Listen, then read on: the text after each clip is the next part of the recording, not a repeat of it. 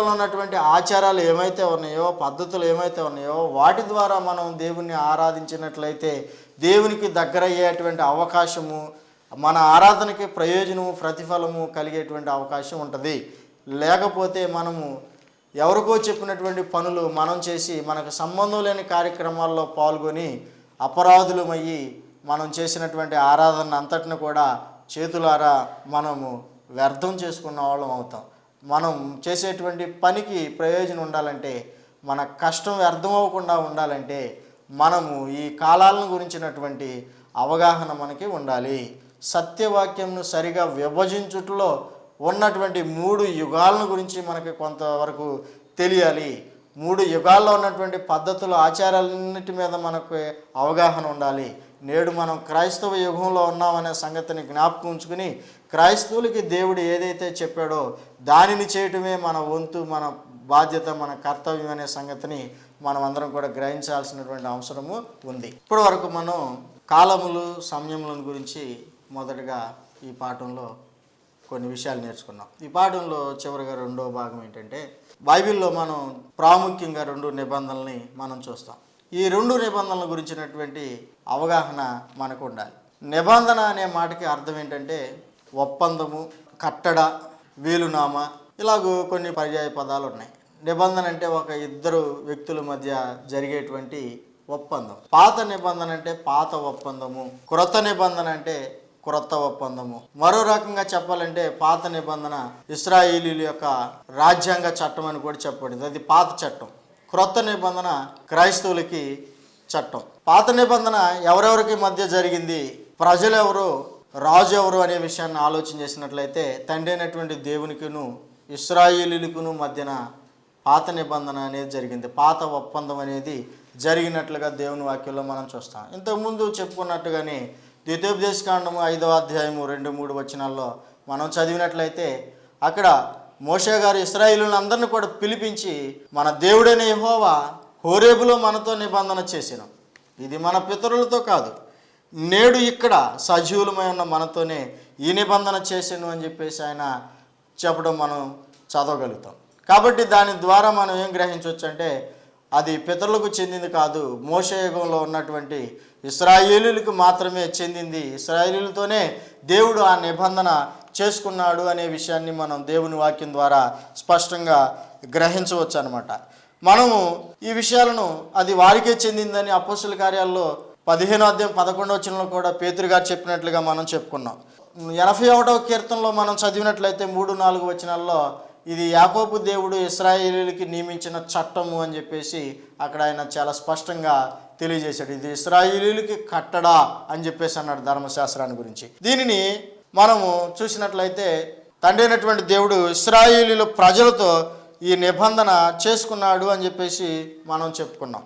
ఇంకా మనం గమనించినట్లయితే ఇది ఎడ్ల యొక్కయు, కోడెల యొక్కయు, మేకల యొక్కయు రక్తం ద్వారా చేయబడింది అనే విషయాన్ని మనం గ్రహించవచ్చు అనమాట. నిర్గమాకాండం 24:7లో మనం చూసినట్లయితే అక్కడ మోషే గారు తండ్రి అయిన దేవుని యొక్క సందేశాన్ని వారికి వినిపించినప్పుడు వారు దేవుడు చెప్పినట్లుగా మేము నడుచుకుంటాం, మేము ఆయనకి విధేయులు అవుతాం అని చెప్పేసి వాళ్ళు ఒప్పుకున్నారు. అప్పుడు ఈ నిబంధన చేయబడింది అనే విషయాన్ని మనం గ్రహించుదాం. అది ఎడ్ల యొక్కయు, కోడెల యొక్కయు, మేకల యొక్కయు రక్తం ద్వారా చేయబడిందని 24:5వ వచనంలో నిర్గమాకాండంలో చెప్పబడింది అనమాట. అయితే అది తాత్కాలికంగా ఇవ్వబడింది, ఒక జాతికి మాత్రమే సంగతి మనకి అవగాహన ఉండాలి. 2వ నిబంధన గురించి చూసినట్లయితే క్రొత్త నిబంధన, ఇది సర్వలోకంతో దేవుడు చేసుకున్నది, సర్వజనులకు, సర్వలోకానికి, సర్వజనులకు. మత్తయి సువార్త 28వ అధ్యాయము 18-19 వచనాలలో చూస్తాం. మార్కు సువార్త 16వ అధ్యాయం 15-16 వచనాల్లో చూస్తే ఇది సర్వలోకానికి చెందింది అనే విషయాన్ని మనం గమనించగలుగుతాం.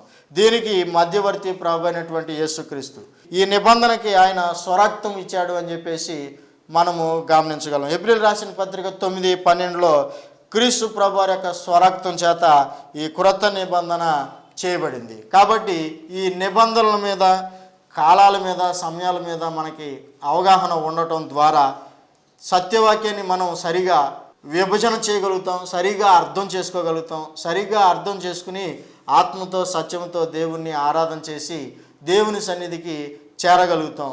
లేకపోతే అపార్థం చేసుకుని దేవునికి ఇష్టం లేనటువంటి కార్యక్రమాల్లో మనం మునిగిపోయి దేవునికి కాకుండా పోయే ప్రమాదము అవగాహన లోపం ద్వారా ఉంటుందనే సంగతిని మనం గుర్తించి మనము తప్పనిసరిగా ఈ విషయాల్ని అర్థం చేసుకోవడానికి ప్రయత్నం చేయాలని దేవుని వాక్యాన్ని బట్టి ప్రేమతో మీ అందరికి కూడా నేను తెలియపరుస్తూ ఈ యొక్క విషయాన్ని ఇంతటితో నేను ముగిస్తున్నాను. తర్వాత మనము ఇంకా ఈ పాఠాన్ని కొనసాగించుకుందాం. మీ అందరికీ ప్రభునామంలో మరొకసారి నేను వందనాలు తెలియజేస్తూ నేను ఈ పాఠాన్ని ముగిస్తున్నాను. వందనాలు మీ అందరికీ. ప్రార్థన చేసుకున్నాను. జీవం కలిగిన తండ్రి, మా దేవా, మా నాయన, మీ ఘనమైన పరిశుద్ధమైన నామన స్తోత్రాలు. ఈ యొక్క గొప్ప సమయాన్ని మాకు దయచేసిన స్థుతులు. ఈ కార్యక్రమాన్ని వీక్షిస్తున్న ప్రేక్షకులందరినీ కూడా తగిన రీతిగా మీరు దీవించి ఆశీర్వదించండి తండ్రి. మా దేవ, ఆరోగ్య విషయాల్లోనూ, ఆర్థికంగాను, ఆత్మ సంబంధంగాను మీ పిల్లలందరినీ కనికరించండి, సమస్యల నుంచి కాపాడండి, ఆరోగ్య విషయాల్లో సహాయం చేయండి. ఆత్మ సంబంధమైన సంగతులతో చరిచూసి నాయన సత్యాన్ని తెలుసుకోగలిగే హృదయమును, మనసును మీ పిల్లలందరికీ దయచేయమని వేడుకుంటున్నాం. ఈ కార్యక్రమాన్ని మా నాయన ప్రోత్సహిస్తున్న ప్రతి బిడ్డను తగిన రీతిగా ఆశీర్వదించండి. ఈ యొక్క ఛానల్ కొరకు కూడా మీకు ప్రత్యేకంగా విజ్ఞాపన చేస్తున్నాం. వారు మాకు ఇస్తున్న సహకారాన్ని బట్టి తగిన దీవెనలు దయచేయమని మా ప్రభువైన యేసుక్రీస్తు పేరటి మనవులు అడిగి వేడుకొంచున్నాం మా పరలోకపు తండ్రి. మానవుడా కారణ జన్ముడా, నీ జన్మకు కారణముంది. మానవుడా కారణ జన్ముడా, నీ జన్మకు కారణముంది. అర్థం తెలియక నీవు వ్యర్థంగా బ్రతుకకు, అర్థం తెలియక నీవు వ్యర్థంగా బ్రతుకకు. పరమార్థమున్నదని ప్రభు కొరకే బ్రతకమని, పరమార్థమున్నదని ప్రభు కొరకే బ్రతకమని. మానవుడా కారణ జన్ముడా, నీ జన్మకు కారణముంది.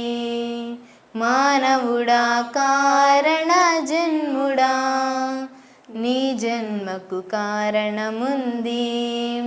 నువ్వు ఎవ్వరు, నేను ఎవ్వరు, అందరెవ్వరు, మనమందరమెవ్వరు.